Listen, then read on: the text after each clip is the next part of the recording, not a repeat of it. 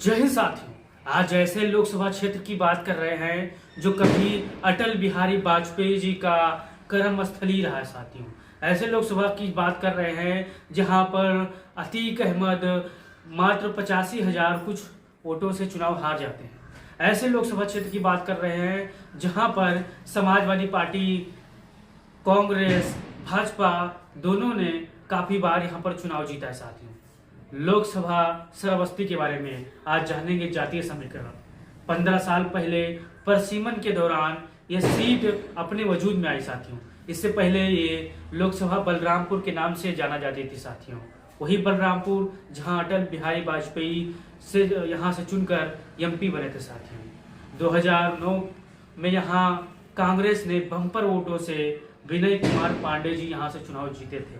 फिर समय आता है 2014 का। समाजवादी पार्टी की सरकार थी। समाजवादी पार्टी ने बाहुबलीपुर सांसद अतीक अहमद जी को टिकट दिया।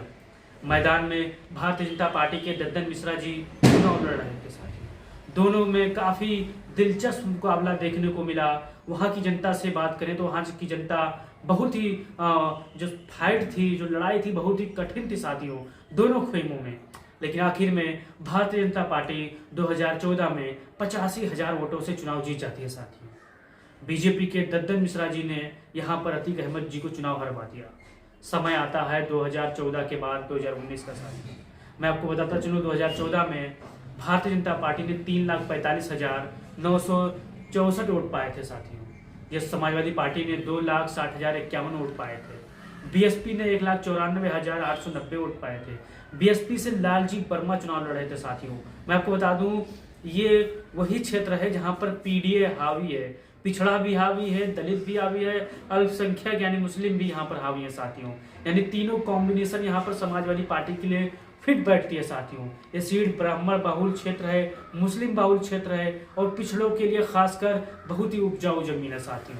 फिर एक समाजवादी पार्टी जहां से चुनाव हारी थी उनका नाम है रिजवान जहीर साथियों।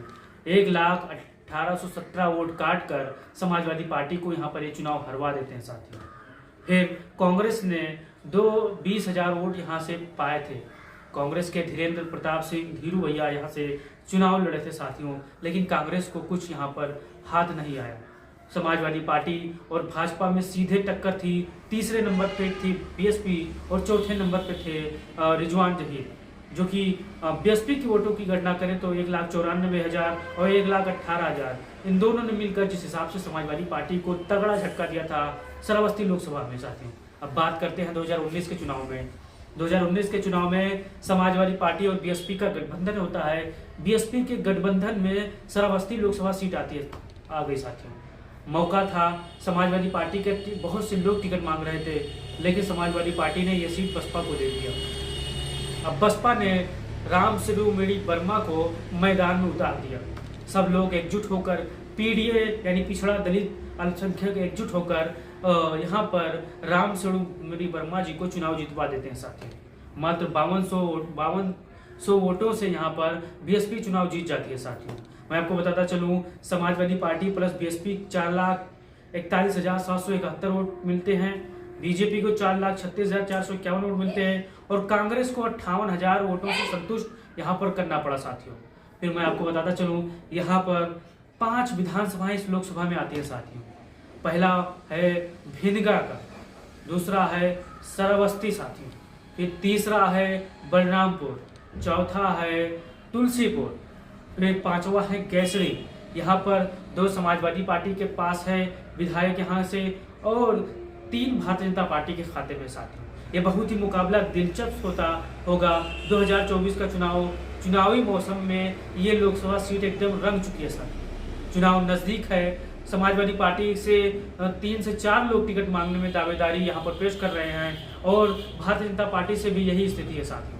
अब देखना यह है कि समाजवादी पार्टी की पीडीए यहाँ पर कितना कमाल करेगी। क्या अखिलेश यादव को यहाँ से फिर से 2024 के इलेक्शन में यहाँ पर मदद मिलेगी साथियों। आप वीडियो को शेयर करेंगे। अगर आप लोकसभा श्रावस्ती से हैं या आसपास के जिले से हैं तो आप अपनी राय जरूर दीजिएगा और वीडियो को शेयर करिएगा साथियों। जय हिंद, जय भारत, जय समाजवाद।